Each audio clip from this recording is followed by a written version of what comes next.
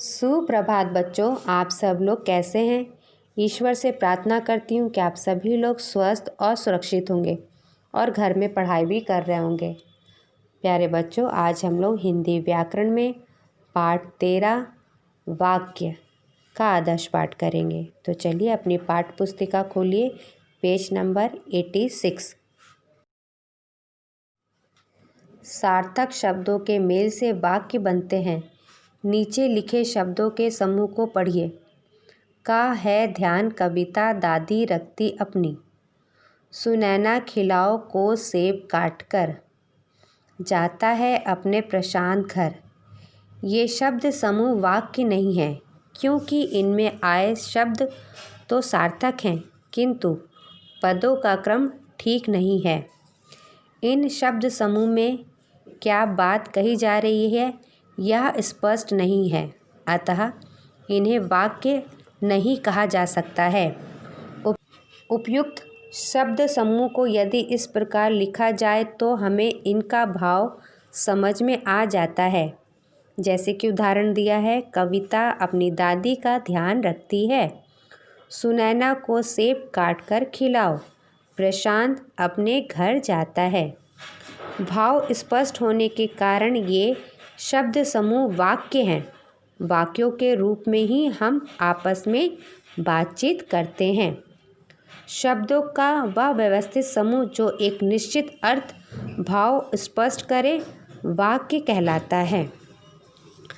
अब हम लोग पढ़ेंगे वाक्य के अंग। वाक्य के अंग। वाक्य के दो अंग होते हैं, पहला उद्देश्य, दूसरा वैध।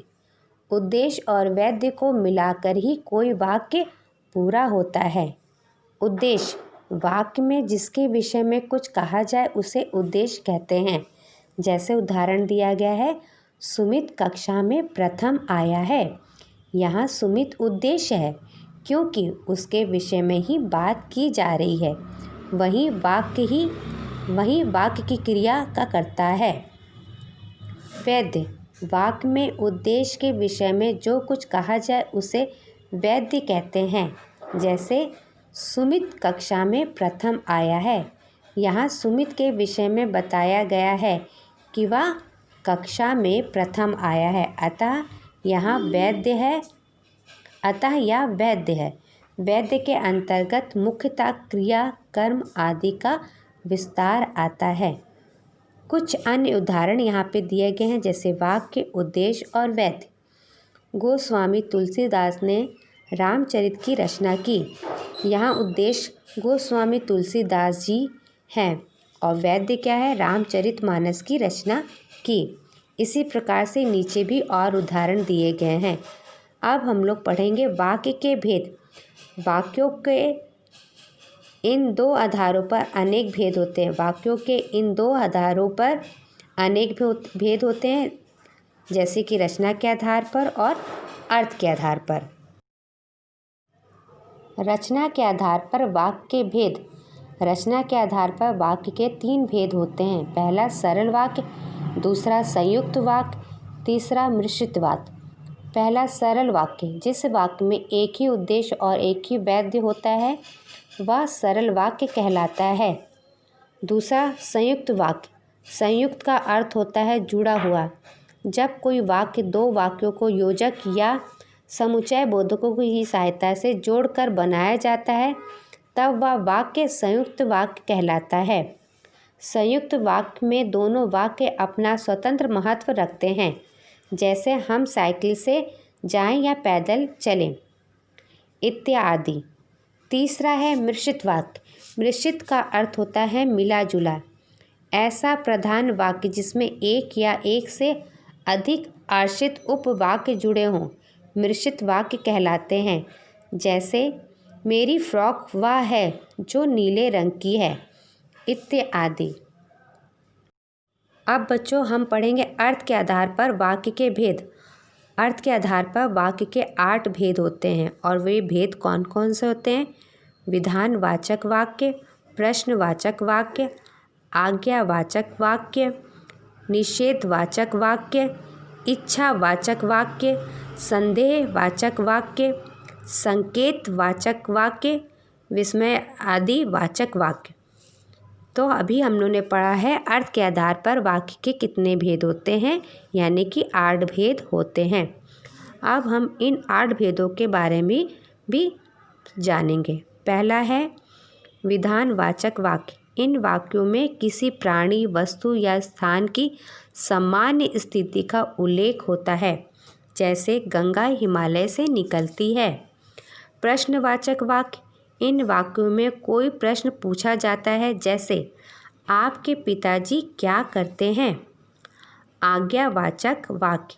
इन वाक्यों में किसी को कोई आज्ञा या निर्देश दिया जाता है, जैसे घर से बाहर जाकर खेलो।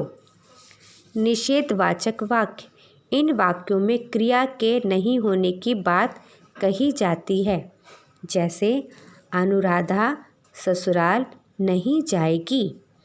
इच्छावाचक वाक्य। इन वाक्यों में कोई इच्छा, आशीर्वाद या मनोकामना व्यक्त की जाती है, जैसे आपकी यात्रा मंगलमय हो।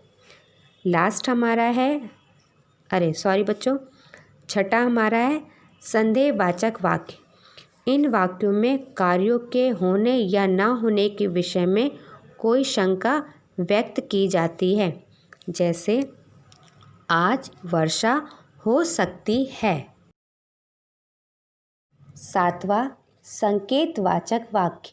इन वाक्यों में कार्यों की सफलता या असफलता का संकेत होता है, जैसे आपके मेहनत की ओर प्रथम स्थान आया है, या यदि वर्षा ना होती तो बाढ़ भी ना आती।